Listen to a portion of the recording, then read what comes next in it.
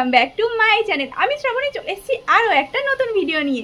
আশা করছি তোমরা অনেক অনেক অনেক ভালো আছো, আমি অনেক ভালো আছি। আশা করছি ভিডিওটা তোমাদের অনেক ভালো লাগবে। সো ভিডিওটা কন্টিনিউ করে থাকো, চলো। সো গাইস, আমি এখন বাইরে বেরিয়ে পড়েছি। এখন আমি বর্মাদের বাড়িতে যাব, কারণ আজকের ওখানেই সবাইয়ের জামাই ষষ্ঠী হবে। তো আমাদের বাড়িতেও আর ওখানেও সব একসাথেই হয়। আর বর্মাদের বাড়িতে এসেই দেখি যে মা এদিকে বসে পড়েছে মিষ্টির প্লেটগুলো সাজাতে। আর এদিকে দেখো বাড়িতে আলপনাও দেয়া হয়েছে, এটা আমার বড়দি দিয়েছে, কত সুন্দর লাগছে। আর আমার তো কাজ শুধু ভিডিও করা আর খাওয়া, তো আমি এখানে খেতেই এসেছিলাম। তো তারপরে দেখো এদিকে আমার জামাইবাবুও চলে এসেছে। আর যে হারে গরম পড়েছে কি যে করি। আর এইদিকে দেখো গরমের জন্য দিদির ছেলেও, সে তো সারাক্ষণই কেঁদে যাচ্ছে, তাকে তো কেউ সামলাতেই পারছে না। আর এদিকে মাছ চিংড়ি নিয়ে এসেছিল, সেগুলোই দিদিরা বসে কাটছিল।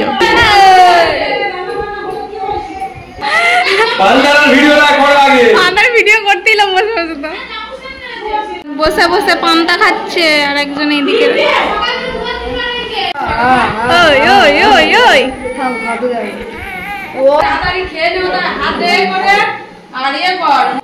তো এদিকে তারপরে আমি আর দিদি ঘরে এসেছিলাম কি কি খাওয়ার আয়োজন করা হয়েছে সেটাই দেখার জন্য। এখন দিতে হবে না, ওই ফোটা দেওয়া হয়ে গেলে তারপরে ওখান থেকে দিব। ফোটা দেওয়া হবে তারপরে।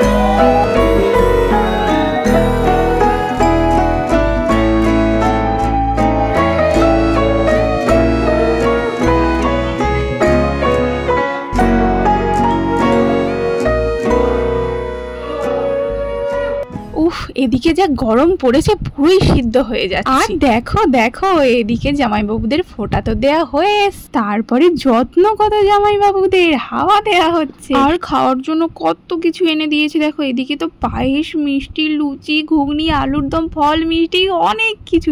আমার তো দেখেই লোভ লেগে যাচ্ছিল। তারপরে একে একে গিফট গুলো দিয়ে দিল জামাইবাবুরা। আর তারপরে মা, জেঠিমা, বড়মা সবাই জামাইবাবুদেরও গিফট দিল। আর এদিকে দেখো আমার বড়দা ছিল, হাই করে দিল। তো তারপরে এদিকে দেখো দেখো জামাইবাবুদের মিষ্টি খাওয়ানো হচ্ছে। আর কিছু ফটো তোলার পরে আমরা খেতে বসে গেলাম। শেষমেশ যেটার জন্য অপেক্ষা করেছিলাম এখন তার টাইমটাই আসলো।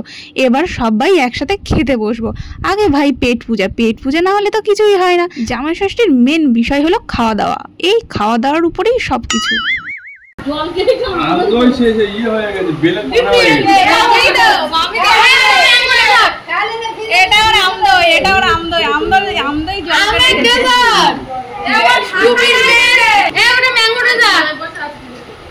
সিরিয়াসলি গাইস, আজকের খাওয়ার আয়োজন অনেক কিছুই ছিল। আর বাড়িতেও তো অনেক কিছু বানানো হয়েছিল, যেমন মালপোয়া বানিয়েছিল, নাড়ু বানিয়েছিল, 2-3 রকমের নাড়ু, সন্দেশও বাড়িতে বানানো হয়েছে।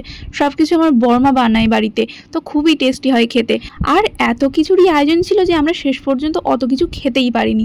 আর দুপুরবেলাও তো অনেক খাওয়া দাওয়া আছে, তো সেই জন্য পেটটাকেও তো ভালো রাখতে হবে। তো আমরা অতটাও কিছু আর খাইনি, তো মোটামুটি যতটুকু ধরেছে পেটে ততটুকুই খেয়েছি। ওইদিকে জামাইদের খেতে দাঁড়া, এইদিকে বসে সব হচ্ছে লিমকা খাচ্ছে, লুচি যায় যেদিকে বসে। অনেক খেয়েছি, ওঠ। আর কত খাবি?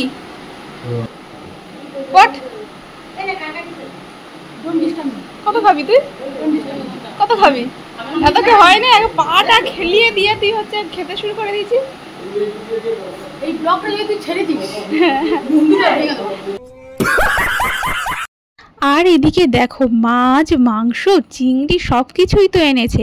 আর বড়মা এদিকে বসে বসে মাছগুলোতে নুন মাখিয়ে রাখছে। আর এগুলো একটু পরেই ভাজা হবে, তো একটু পরেই তো দুপুরের রান্না শুরু হবে, তো সেই জন্য এগুলো সব করে রাখছে।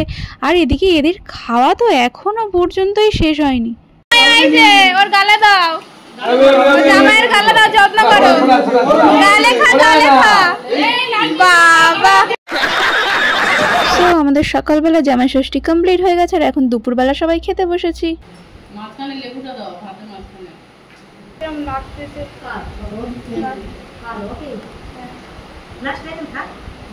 আর ভাই এদিকে জামাইবাবুর তো আদর যত্নেরই শেষ নেই, এদিকে থালা সাজিয়ে দিয়েছে, কত কিছু সাজিয়ে দিয়েছে খাবার। তো আমরা তারপরে সবাই একসাথে খেতে বসে পড়েছিলাম।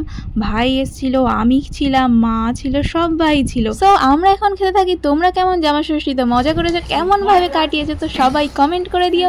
ভিডিওটা ভালো লাগলে লাইক করো, চ্যানেলটাকে সাবস্ক্রাইব করো। সো বাই, দেখা হচ্ছে নেক্সট ভিডিওতে।